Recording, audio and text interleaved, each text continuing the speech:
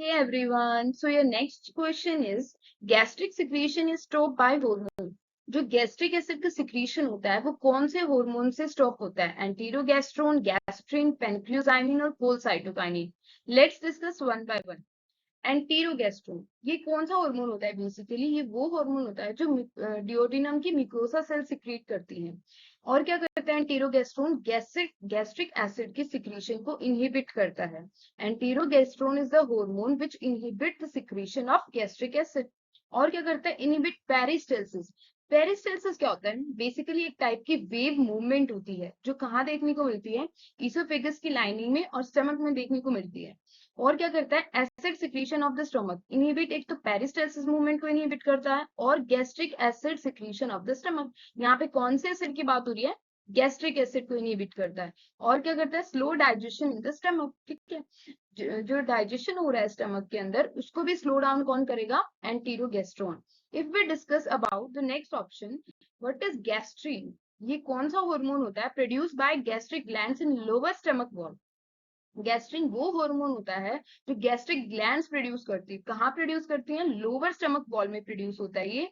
और ये होता ट्रिगर कब होता है? जब by the entry of food into the stomach. ठीक है, ये बेसिकली जो गैस्ट्रिन होता है ना, ये गैस्ट्रिक एसिड को स्टिमुलेट करवाता है. लेकिन एंटीरोगेस्ट्रोन हार्मोन कौन था जो इनहिबिट कर रहा था गैस्ट्रिक एसिड हार्मोन को? ओके, तो जब फूड आता है हमारे स्टमक में, जब ये गैस्ट्रिन रिलीज होता है and stretching of the stomach. और करता क्या है? जैसे ही फूड स्टमक के अंदर आया, ये रिलीज हुआ और क्या किया इसने? स्टमक को स्ट्रेच किया. If we move to the next option, cholecystokinin penclozymin, CCK-PZ hormone. ये कौन सा होता है hormone? Basically it is a peptide hormone. और सिक्रीट कौन करते हैं इसको? पेनक्रियास सिक्रीट करते हैं. Secretion of CCK-PZ is stimulated by the product of digestion of protein and fat. किस डाइजेशन में हेल्प करता है? मेनली ये प्रोटीन और फैट के डाइजेशन में हेल्प करता है. This occur in a positive feedback manner as follows. देखो ये होता कैसे है सिक्रीट? Product of digestion. जैसे ही डाइजेशन के प्रोडक्ट आए, द CCK-PZ हार्मोन रिलीज हुआ. कहाँ से रिलीज हुआ? From pancreas. Formation of more product of digestion. उसने क्या किया? और ज्यादा प्रोडक्ट दिए डाइजेशन के और मोर CCK-PZ सिक्रीशन. जितने ज्यादा डाइजेशन के प्रोडक्ट उतना ज्यादा CCK-PZ hormone secrete. So this continue as long as there is food in the intestine. ये कब तक सिक्रीट होता रहता है? जब तक इंटेस्टाइन के अंदर फूड रहता है. When food is absent, there are no product of digestion in the intestine.